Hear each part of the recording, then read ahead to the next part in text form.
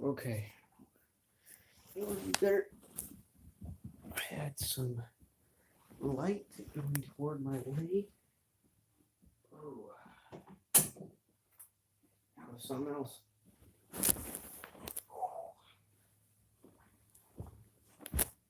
All right. How's it going?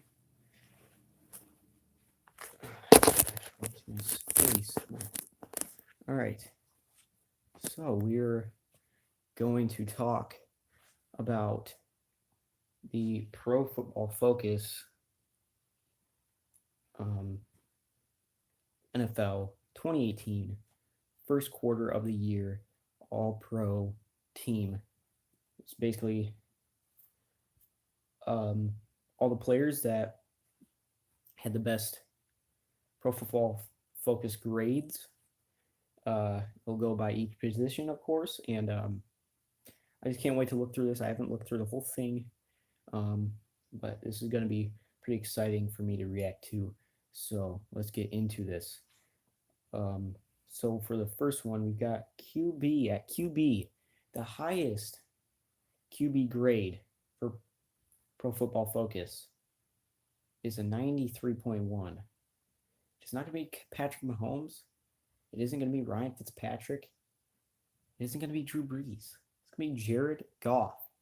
Um, Jared Goff makes it over Mahomes and Drew Brees. That kind of surprises me, but I get what they're going at. I believe Jared Goff. Uh, he's right there with Patrick Mahomes and with the for being the best quarterback in the league as of right now. I'm not saying they're better than Tom Brady. Tom Brady's. I'm just saying like right now, Jared Goff and Patrick Mahomes are like right there. Maybe Drew Brees could probably edges him out. Who knows? Drew Brees has always been consistent. Not surprised that he placed second and Mahomes third. Mahomes is the honorable mention though. That is very interesting to me. That's very interesting. We have Andy Dalton at fifth, Ryan Fitzpatrick at fourth. Wow. And it says here Goff narrowly edges out Mahomes and Drew Brees on the backs of one of the highest graded performances we've ever seen. He's been lights out throwing down the field, but he actually hasn't been asked to do so that often. The Rams signal caller is 8 and 13 on passes traveling 20 plus yards for a ridiculous 322 yards and 5 touchdowns. So he has been able to throw it deep. He's been a deep thrower. He's already got 5 touchdowns on those. So you can tell he's very accurate quarterback down the field. Um, I know Patrick Mahomes does that, but he's normally when he throws touchdowns, you see him in the red zone a lot. So that's why I that's why I that's probably why he's on. That's why probably why he's first. Um, I don't know about the completion percentages just yet. We might have to think of that for another time. Alvin Kamara is the number one running back right now, and I really agree. I do agree with this. Alvin Kamara, I think, is probably the best running back in football right now. He is if he had the same output for the next 12 games that he's had in these first 4 games, he'd have 1,300 yards receiving as a running back, and he would, along with he's gonna be running the ball, so that would be amazing if he could do that. But I don't see that happening. Maybe he can reach. Actually, he might. He just might. Well, maybe not. Maybe around like maybe 1,100 possibly. But Alvin Kamara is a unique running back, of course, because he can catch the ball. But we got Matt Breida as honorable mention. I never watched him.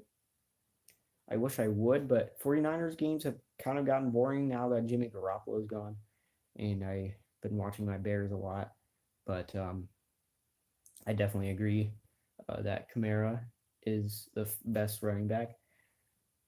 Matt Breida as he was the league's leading rusher at one point. He might still be. I'm not too sure, but we'll read what it says here. What Alvin Kamara is on pace for as a receiver is absurd at this point. If he matched his output for the next 12 games, he'd finish with 140 catches and 1,344 receiving yards. It also doesn't hurt that he's picking up 2.8 of his 4.9 yards per carry after contact and leads the league in rushing touchdowns. What can you say about that? I mean, I love Alvin Kamara. I wish he was on my fantasy team. He was picked right before me. I was so mad. But we will go on to the wide receivers. We've got 2 wide receiver spots and a slot wide receiver spot. So that's very interesting to see there. The first wide receiver, DeSean Jackson. I do get that a lot. DeSean Jackson has probably been the best wide receiver in football, except until week 4. Then I would consider Julio Jones possibly. But DeSean Jackson, he's a threat down the field. He is a massive threat. I do agree with this. He's a deep threat. That's why Ryan Fitzpatrick benefited so much, and I really liked how he definitely helped out him in making him look good. Well, I wouldn't say that. I think Ryan Fitzpatrick had a lot to do with it because he was a quarterback that could actually get him the ball. So, but he's a downfield threat. I mean, he's everything that you want out of a downfield threat. The honorable mention is DeAndre Hopkins, which I'd say DeAndre Hopkins is probably he's definitely a top 5 wide receiver in the NFL right now. I don't want to say that he's better than wouldn't want to say that he's better than who here, let's check and see. Yeah, I was about to say, I don't know if he's better than Tyreek Hill just yet. I wasn't sure about that. Stefon Diggs has been pretty good. But yeah. But yeah, he's been pretty good in a league shocked, full of productive, deep threats so far this season. Jackson stands on top. He's hauled in 6 of his 7 targets that have come 20 plus yards downfield for 274 yards, 3 touchdowns. His 4.2 yards per route is 0.74 clear of second place Julio Jones at the moment, and he's done it all without dropping a single pass. So that's something else too. Julio Jones comes in as the second wide receiver spot, and his honorable mention is Mike Evans. So 2 Buccaneers wide receivers get a mention, which I do agree. Fantasy owners might not agree, but Jones is on pace for something special this season. He leads the league in yards and second in yards per route. Jones also has 3rd most deep receiving yards of any receiver in the league, 228 yards. Now, if he could find the end zone. And then we look at a nice little graphic here with Michael Thomas on the cover there. We've got catch rate. Michael Thomas, 95.5%. Danny Amendola, 86.7%. Sterling Shepard, 85.7%. Dede Westbrook, 84%. Brandon Cooks, 83.9%. Michael Thomas will lead the slot receiver spot with Tyreek Hill as an honorable mention. Tyreek Hill has been really good for the Chiefs, but I got to give it to Michael Thomas. Um, it's reaching a little bit to call Thomas a slot. I think that's a bit right too, but he's still taken over a quarter of his snaps there this season so far. His stats at the moment are like something out of a video game. Thomas's 44 targets, he hauled in 42 of them for 445 yards and 3 touchdowns. The crazy thing is, of those 2 misses, one was a drop. Wow. So that is something else. George Kittle is the tight end for the San Francisco 49ers. Fantasy owners, they might not like him as much, but I get what they're coming from. Kittle he was a very good down the field guy for Garoppolo. I did see some highlights of him, so that was good. So that's awesome. Honorable mention, OJ Howard, if I didn't say so yet. The 2017 tight end class was hyped as one of the best ever, and after a somewhat disappointing rookie campaign, they've delivered in year 2. Kittle gets a slight nod because of volume. At the moment, Howard leads all tight ends with 2.88 yards per route, while Kittle is second at 2.87. Andrew Whitworth, who was once with the Bengals, and then he is the left tackle, and David Bakhtiari is the honorable mention.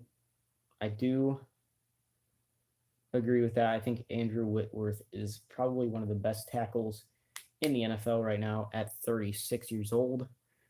He's playing like he is still in his mid-20s. Roger Saffold is the left guard for the Los Angeles Rams. Are just all over the place. And got Jason Kelce at center. Hold on, we got the honorable mention. Left guard is Ali Marpet. Jason Kelce at center with David Andrews as the honorable mention. Jason Kelce, the Philadelphia Eagles.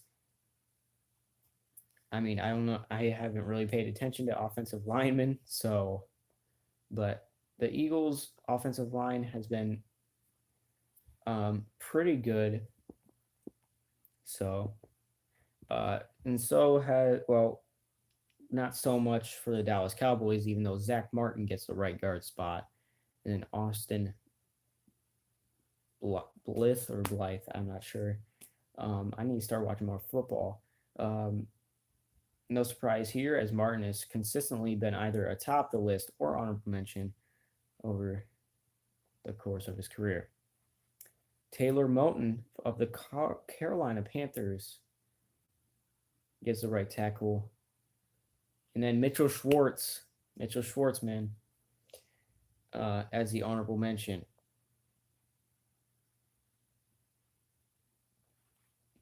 Now, edge defender grades. I see a graphic here. J.J. Watt has been really good. Brandon Graham as well. Myles Garrett, of course. Khalil Mack is at the top with 92.1, head and shoulders above J.J. Watt. J.J. Watt has a 90.9. And Lorenzo Alexander with an 89.8. The rookie for the Bills. That is very exciting for him. Hold on 1 second. I'm just going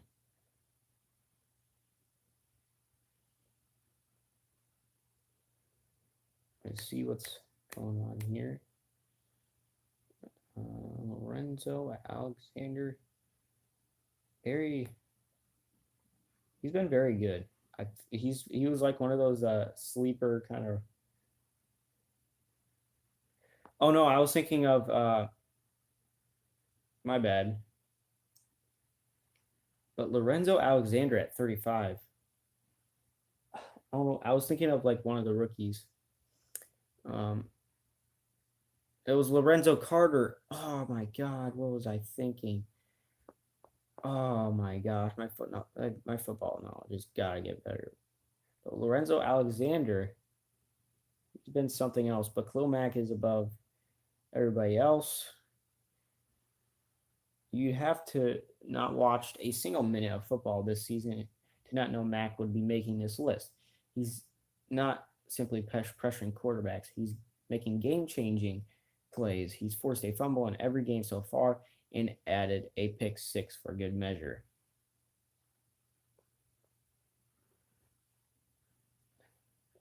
J.J. Watt makes the other edge spot, and Myles Garrett is the honorable mention. Defensive linemen. We've got Aaron Donald, and then Akeem Hicks is the honorable mention. And the overall grade for Aaron Donald is 93.6. Fletcher Cox, 91.9.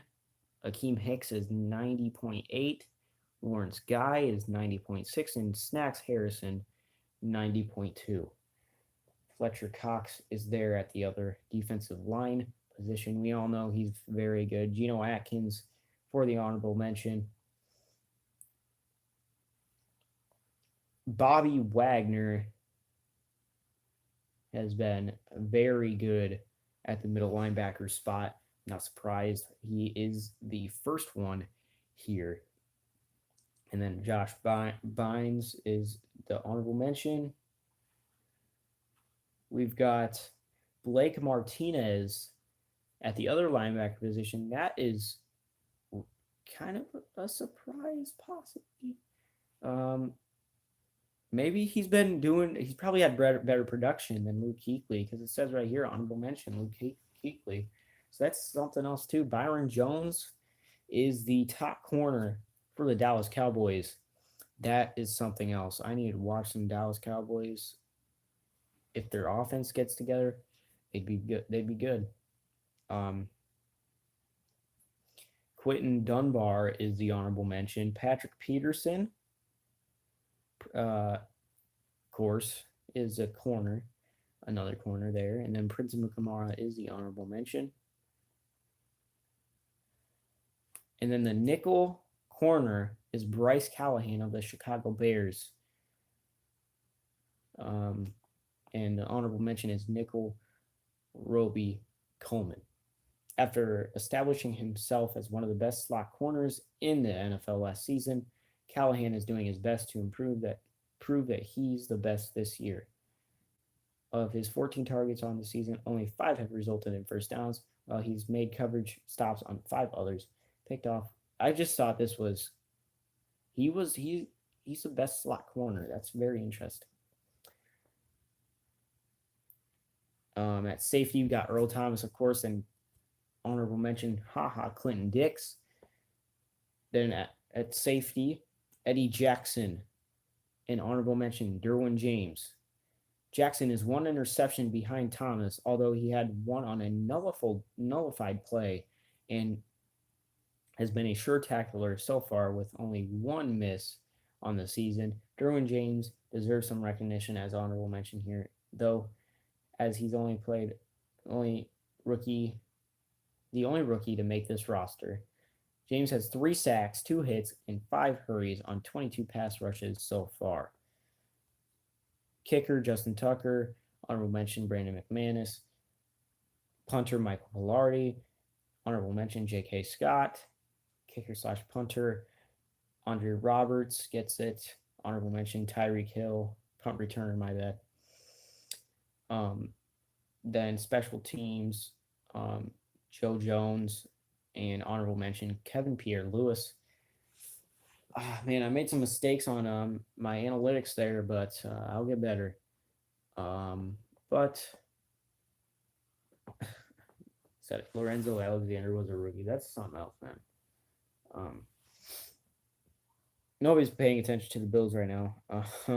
Well, except maybe for Josh Allen. Josh Allen could have been something. See that?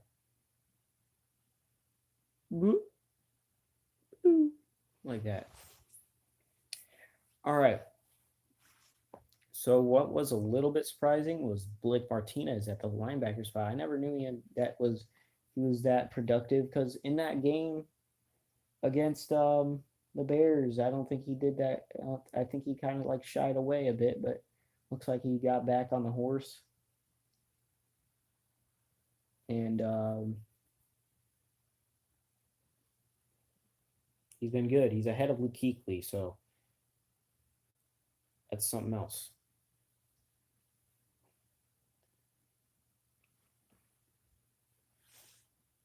That is something. Yeah, and we got Fletcher Cox, defensive lineman, Aaron Donald, defensive lineman, of course. J.J. Watt is still healthy. That surprises me a bit. J.J. Watt's still healthy. Very interesting. But Khalil Mack is ahead of the pack there. But let's look at, since I'm a Bears fan, let's look at all the guys that are, let's look at all the Bears that are mentioned on the defense. None are mentioned on offense. If you look here,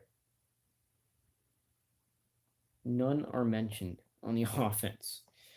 But look at the defense. Khalil Mack, Akeem Hicks. Got to go down. Principal Kamara, Bryce Callahan, Eddie Jackson. Like, that's just.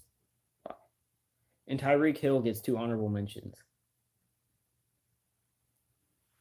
So, that's just something I wanted to mention. I've Pro Football Focus is definitely dove into a lot of these stats, and putting them into grades is very helpful to notice who's the best, who's actually been the best players. So I thought that was just very interesting to look over, and I think it was a pretty good list. They were very good with it. I want to talk about maybe some stuff about the NFL. Division leaders right now.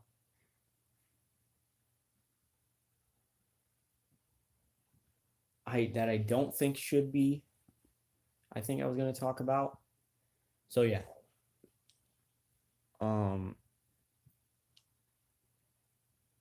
Miami.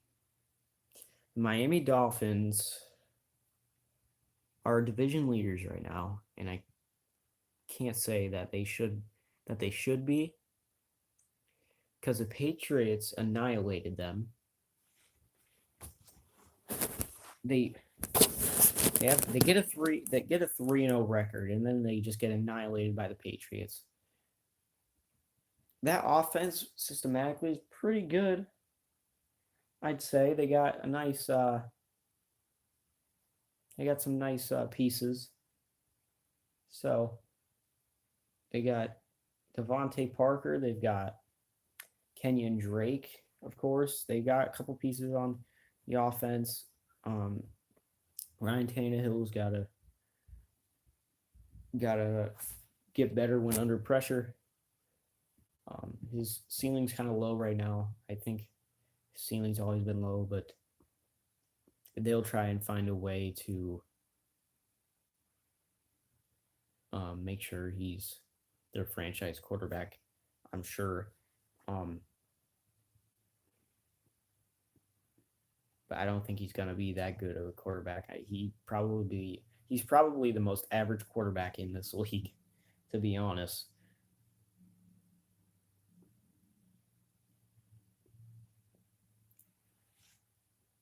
So yeah, I think the Patriots are still gonna win that division. The Bengals are division leaders right now.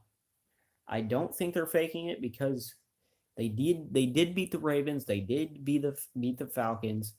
This is a good team, I feel like. They did beat the Ravens, who have a really good defense, by the way. I think even better than the Bears. And the Bears have a heck of a defense. So they're and the Ravens are on a roll too. They're tied actually with the Bengals in that division. I think the Ravens are pretty good as well because Joe Flacco, he's been doing really good, and so is that defense. And they've had a Buck. I feel like they can definitely establish a run game with those two running backs that they have. Trying to think of some other ones. The Bears, I do think they are contenders. I wouldn't say that if they would be contenders, then they would have to win the division. So maybe I'm not sure. Um, maybe I don't know if the Bears could win this division, but they do have a really good defense. I do think that they can win games with that defense, even if their offense is doing terrible. They can carry a game at least into the fourth quarter, at least into the third quarter, through three quarters. So they can shut down teams for sure. They show that they can shut down the Seahawks and the Cardinals in the second half, and obviously the Buccaneers through the whole game. The, everybody's gonna say, "Oh, Drake, they didn't shut down the Seahawks. They were within one touchdown. That touchdown that got them up to 17. That was a garbage time touchdown. So basically, they only allowed one touchdown that game. Um, because that touchdown was in garbage time. There was like 40 seconds left. So I thought that was interesting to look over, but I think that's going to be it because we are almost near half an hour here. I think it's going to be it. And I'll see you guys next time.